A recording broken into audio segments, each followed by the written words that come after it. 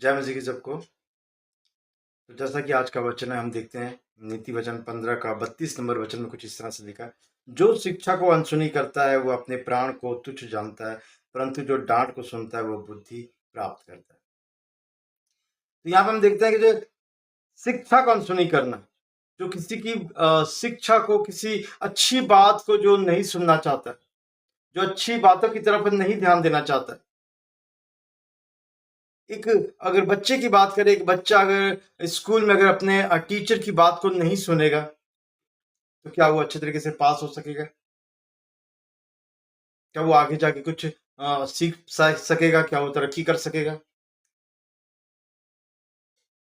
तो क्या होता है जो शिक्षा को नहीं सुनता, जैसे हम देखते हैं आजकल के जो यूथ हैं, लड़कों की बात की जाए तो वो जो बाइक चलाते हैं तो बहुत स्पीड चलाते हैं। अगर आप उनको कभी मना करने जाओगे ना, सबसे पहले तो अगर वो आपका बच्चा नहीं है तो वो साफ बोलेगा कि आप कौन होते हैं मुझे समझाने वाले।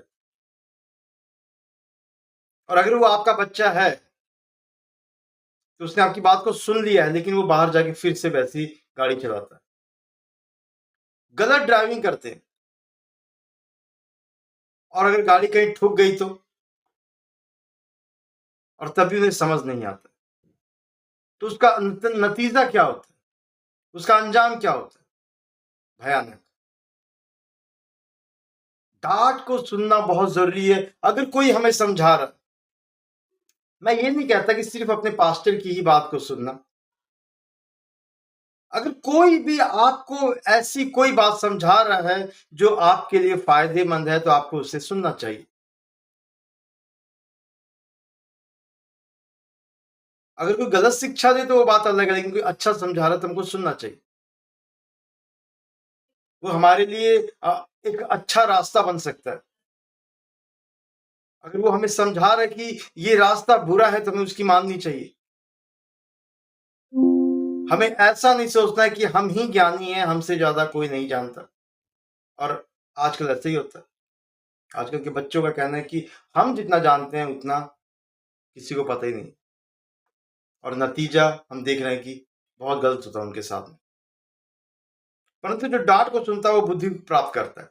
जो डांट को सुनता है, बुद्धि, यहाँ पे हम देखते हैं बुद्धि शब्द किस लिए दिया गया है। ये संसारिक बुद्धि की बात नहीं की जा रही है, ये संसारिक लोगों की बात नहीं की जा रही है, या संसार के ज्ञान की बात नहीं की जा रही है। बाइबल में बुद्धि शब्द जहां इस्तेमाल होता है ये स्वर्गीय बुद्धि की बात है। नीति वचन स्वर्गीय बुद्धि से भरा हुआ है। वो बुद्धि जो कहती है कि मैं परमेश्वर के पास थी, वो बुद्धि जो यीशु मसीह के अंदर से निकलती है, वो बुद्धि को प्राप्त करने का मतलब है कि जीवन को प्राप्त करना। उस बुद्धि को प्राप्त करने का मतलब है कि परमेश्वर के राज्य को प्राप्त करना, जो कि आज के टाइम में बहुत जरूरी है। वचनों पे चलना, परमेश्वर की बातों को सुनना, ध्यान देना। आज अगर कोई वचनों पे नहीं चलता है तो इसका मतलब वो परमेश्वर की डांट को नहीं सुन रहा। उसे परमेश्वर की डांट, परमेश्वर की बातें उसे तुच्छ जान पड़ती हैं, और नतीजा हमेशा हमेशा की मौत, वो नरक की मौत।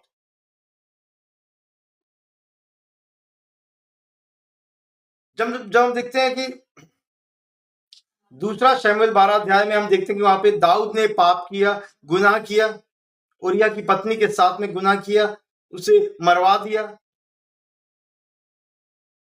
अब परमेश्वर ने, जब हम देखते हैं कि यहोवा परमेश्वर ने नातान नबी को उसके पास भेजा, और नातान ने उसका पाप उसे जताया। दाऊद एक राजा था, एक राजा के सामने ऊंची आवाज में बात करने के लिए भी सोचना पड़ता है इंसान को,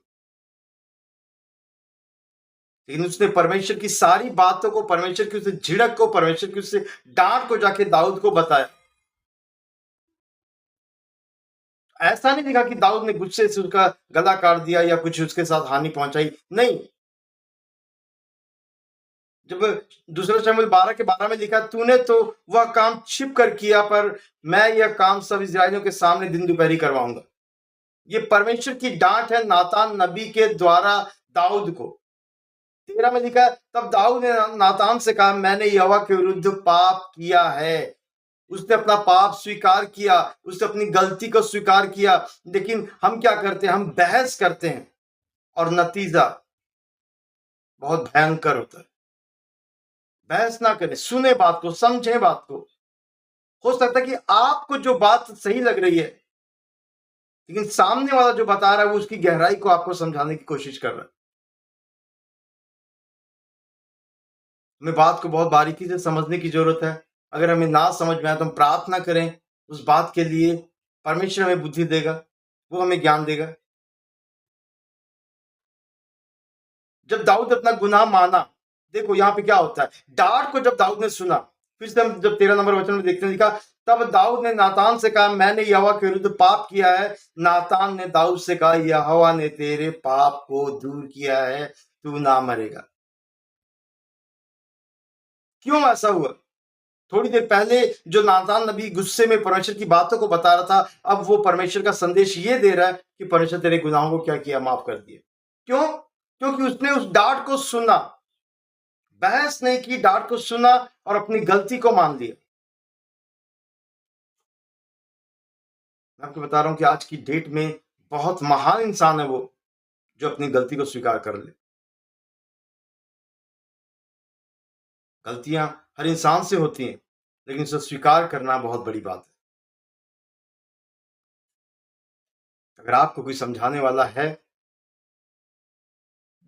तो ये आपके लिए बहुत अच्छा है। ऐसे भी लोग हैं जिनको समझाने वाला कोई नहीं, ऐसे भी लोग हैं जिन्हें डांटने वाला कोई नहीं, और उनका जीवन जो है बद से बदतर होता जाता है। अगर आपके पास कोई ऐसा है जो आपको समझाता है, आपके माता पिता, आपके भाई बहन, आपके पास्टर, आपके दोस्तों में से कोई ऐसा जो आपको सही शिक्षा दे रहा है और समझा रहा है, उसकी बात को ध्यान से सुने,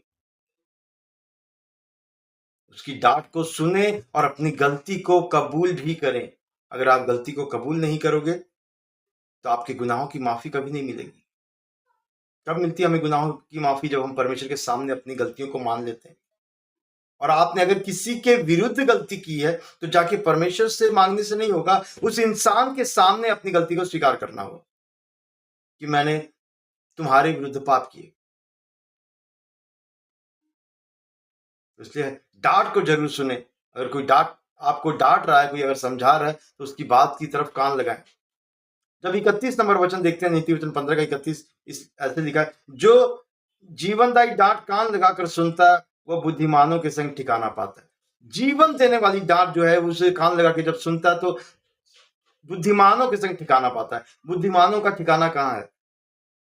स्वर्ग का राज्य। वो उनके साथ ठिकाना पाता है। सोचो, एक डांट, जो हम डांट को जब ध्यान से सुनते हैं तो हम स्वर्ग के राज्य के अधिकारी बनते हैं। डांट को सुनना बहुत जरूरी है। अगर दाऊद ने ना सुना होता और सुन करके अगर बहस करता तो दाऊद के आगे कितना खतरनाक हो सकता था। लेकिन उसने उस बात को सुना, समझा, उससे बहस नहीं करके अपनी गलती को स्वीकार किया। और हम देखते हैं कि परमेश्वर ने तुरंत उसे क्या किया? माफ किया और बोला कि अब तू क्या होगा? मरेगा नहीं, बल्कि तू जीवन को देखेगा। वो जीवन जो स्वर्ग के राज्य का जीवन। तो हमें भी कोई अगर हमारे अच्छे के लिए समझा रहा है, अगर हमें कोई सही शिक्षा दे रहा है, तो हमें ध्यान से सुनने की जरूरत है। उसकी डांट पे कान लगाने की जरूरत है। परमेश्वर की डांट पे कान लगाने की जरूरत है। उसके वचनों पे, उस डांट को अब ध्यान देने की जरूरत है। क्योंकि बाइबल में आशीष के भी वचन है और श्राप के भी वचन है। तो आशीष के वचन तो ठीक है, श्राप की वचन की तरफ ध्यान देना कि हमें ज्यादा जरूरी है कि किन बातों के द्वारा हमारे जीवन में श्राप आता है, किन बातों के द्वारा हम खड्डे में जाते हैं, किन बातों के द्वारा हमें ठोकर लगती है। अक्सर हम क्या पढ़ते हैं? आशीषों के वचन। मैं कहता हूं श्राप के वचन पढ़ो, ठोकर लगने वाले वचन पढ़ो, तब आप संभल पाओगे, मजबूत बनोगे।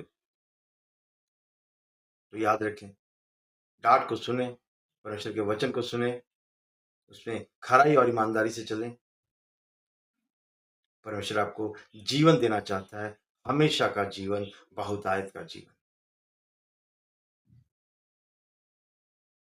जय मसीह की। खुदावंद इस वचन के द्वारा आपको बहुत सी आशीष दे।